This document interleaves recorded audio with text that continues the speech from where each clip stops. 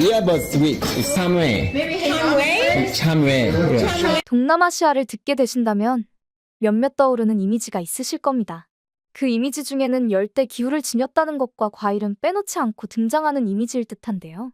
망고부터 바나나, 특색 있는 리치 등 동남아시아는 다양한 과일이 많이 생산되는 나라로 알려져 있는데요.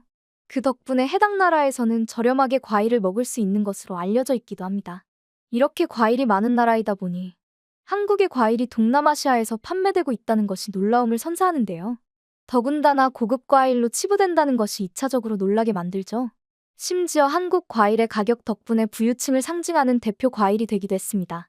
하지만 한국 내에서는 계절마다 당연히 먹는 과일 중 하나라고 하는데요. 과연 어떤 과일이 해외에서 이런 지대한 관심을 받고 있으며 그 이유는 무엇일까요? 현재 해외에서는 이제 한국이라는 단어가 들어가기만 하면 관심을 가지고 있는데요. 특히 미디어와 결부된 곳에서 관심을 보인다는 것은 누구나 알고 있는 사실입니다. 하지만 최근 들어서는 새로운 분야까지 관심을 보이고 있다고 하는데요. 바로 과일입니다. 국내에서는 한국 과일이 그렇게까지 해외에서 인기가 있을 것이라고 생각하지 않으실 텐데요. 놀랍게도 한국 과일은 해외에서 큰 사랑을 받고 있습니다. 몇 년 전부터 미국을 비롯하여 과일의 천국인 동남아시아에서도 한국산 배가 많은 인기를 얻었는데요. 그 시초는 바로 IDH라고 불리는 배 음료가 큰 사랑을 받게 되면서부터였죠. 참고로 IDH는 음료 이름이 아닙니다. 모양을 언뜻 보시게 된다면 배라는 단어와 비슷하다는 것을 아시게 될 텐데요. 한국어를 모르는 외국인 입장에서는 해당 단어를 알파벳으로 오인하여 알려진 이름이기도 했습니다. 하지만 그 맛과 효능은 오해할 수 없었는데요. 해당 음료는 갈증 해소에 큰 효과를 주었으며 특히 숙취에 좋은 효과를 보여준다는 것을 알게 된 것입니다. 외국인들 사이에서는 이 사실이 큰 화제가 되자 남성 패션 잡지 GQ에서도 소개할 정도였는데요.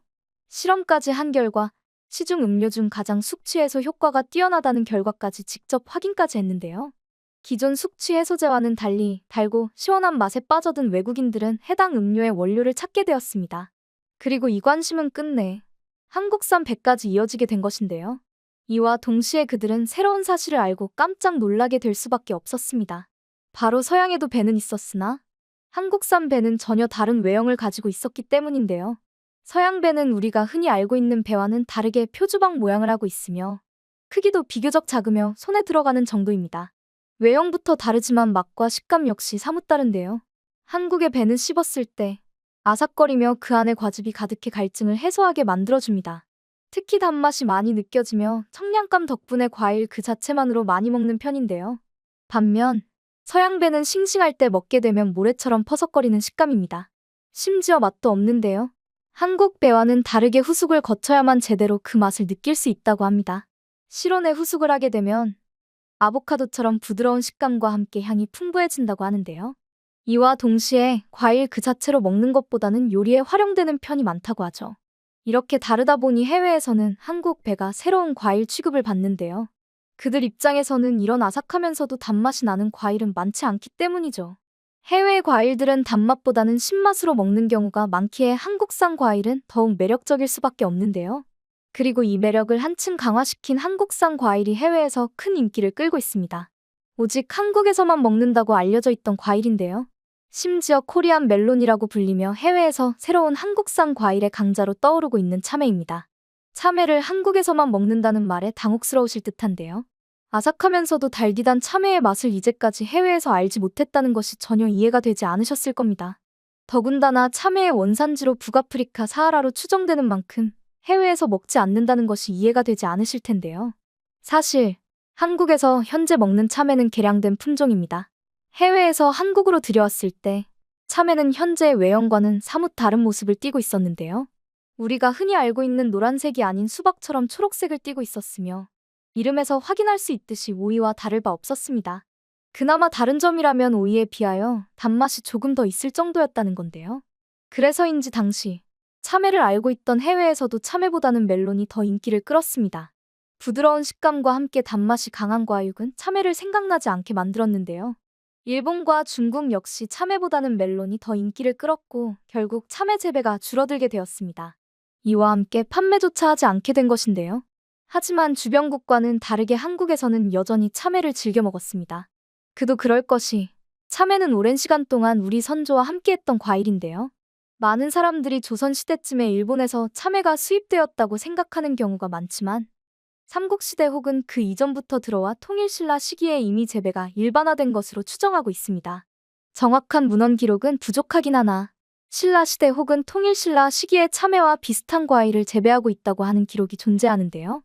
참외라는 단어가 아닌 과체류로 분류된 열매 중에 참외가 있었을 거라 보고 있습니다. 정확하게 단어가 나온 것은 조선시대 중기 이후로 이미 조선에서는 널리 재배되어 이미 정착되어 있다는 것을 알 수 있는데요. 하지만 해외에서는 앞서 이야기한 것처럼 참외보다는 멜론의 인기가 더 지배적이었습니다. 심지어 원산지를 비롯한 유럽, 아시아권 등에서도 참외를 즐겨 먹었다는 흔적을 찾을 수 없는데요.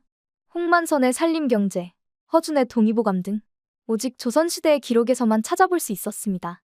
그렇다면 멜론에 비하여 단맛도 약한 참외가 현재까지 전해질 정도로 조선에서 인기를 끌었던 이유는 무엇일까요? 대표적인 이유로는 조선에서 재배하기 쉬운 과체류 중 하나였기 때문입니다. 더군다나 다른 과일들에 비하여 비교적 생육 기간이 짧았으며 봄에 심으면 초여름에 수확 가능했는데요. 이는 계절 과일이었기에 무조건 여름이 되면 먹어야 하는 과일로 등극하기도 했습니다. 이 밖에도 열을 내리고 갈증을 해소하는 등 여름에 적합한 효능을 가진 과일이었는데요. 껍질 및 씨도 약재로 활용될 수 있는 그야말로 버릴 것이 하나도 없는 과일이었기에 사랑받을 수밖에 없었습니다. 더군다나 한국인들이 딱 좋아하는 아삭거리는 식감이었는데요. 멜론의 경우 부드러운 과육을 느낄 수 있는 반면 참외는 아삭거리는 씹는 맛이 있습니다. 특히 한국인들은 아삭거리는 식감을 선호하기에 참외가 살아남을 수 있다는 시각이 존재하는데요. 이외로는 한국인들의 식습관과도 결부됩니다. 한국인들은 조선시대부터 밥을 차려 먹은 후 과일을 먹는 문화가 발달해 있었습니다. 그런 한국인들에게 소화가 잘 되는 참외는 그야말로 식사 후 디저트로 적합했습니다. 한국의 정서와 잘 맞았기에 참외가 꾸준히 사랑받을 수 있었던 것으로 보이는데요.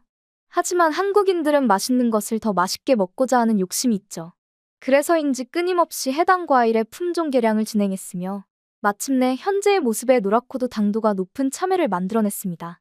1971년 성주 지역 농가와 농촌진흥청이 협력하여 일본 품종과 토종 참외를 교배하여 만들어낸 참외가 여러분이 알고 계시는 참외인데요. 원래 먹던 참외보다 더 달며 아삭거리는 식감을 자랑하는 해외에서 많이 보기 어려운 노란색을 띤 과일로 탈바꿈하게 되었죠. 물론 참외를 처음에 수출하려고 했을 때는 그다지 큰 인기를 끌지 못했습니다. 외국인들 사이에서는 전혀 단맛을 느낄 수 없다는 후기가 많았는데요. 알고 보니 해외에서는 참외 먹는 법이 생소하여 본연의 맛을 전혀 알지 못했다고 합니다. 멜론에 익숙해 있었던 터라 참외도 멜론과 똑같은 방법으로 먹었던 것인데요. 바로 멜론처럼 씨가 있는 부분을 다 파내서 먹었던 터라 본연의 맛을 느끼지 못했던 것이죠. 심지어 참외를 판매하던 현지 직원조차도 참외 먹는 법을 몰랐었다고 하니 얼마나 생소한 과일인지 상상이 가실 듯한데요. 그래서 해외에서 참외를 판매할 때는 먹는 법까지 설명을 해준다고 합니다. 하지만 이제 굳이 알려주지 않아도 알아서 잘 먹을 듯한 나라가 생겼는데요. 바로 베트남입니다. 이미 많은 과일들이 자리 잡고 있는 베트남에서 한국 과일이 인기가 많다는 것이 놀라울 따름인데요. 특히 베트남은 해외 과일이 자리 잡기 어려운 곳이기도 합니다. 우리가 흔히 알고 있는 바나나, 코코넛, 망고 등 맛있다고 알려진 맛있는 열대 과일들이 저렴한 가격에 판매 중이기 때문인데요. 이런 베트남 내에서 참외가 고급 과일로 떠오르며 폭발적인 인기를 끌고 있습니다. 베트남의 경우 설명절 기간에는 고급 과일을 제사상에 올리는 문화가 존재하는데요. 이때 한국 과일의 인기가 높아진 것입니다. 작년만 하더라도 전년에 비하여 판매량이 20% 올라가며 인기를 입증해냈는데요.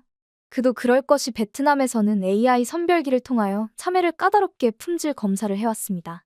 색깔, 당도, 수분 함량, 병의 여부 등 실시간으로 분석하는 것으로 알려졌는데요.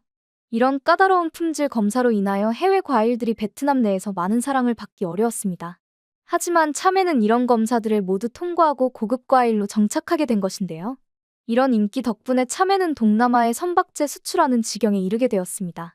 이와 함께 한국에서는 더욱 신선하고 맛있는 과일의 신선도를 유지하기 위해서 산소와 이산화탄소 농도를 조절하는 CA 기술을 선박에 접목시켰는데요. 덕분에 베트남뿐만 아니라 더 다양한 나라에 수출할 수 있게 되었습니다. 이제 외국의 과일 진열대에서 한국 과일을 보게 되는 것이 미래의 이야기가 아니게 되었는데요. 과일마저도 끊임없이 발전시킨 덕분에 이제는 세계의 관심을 받게 되었다니 정말 자랑스러울 따름입니다.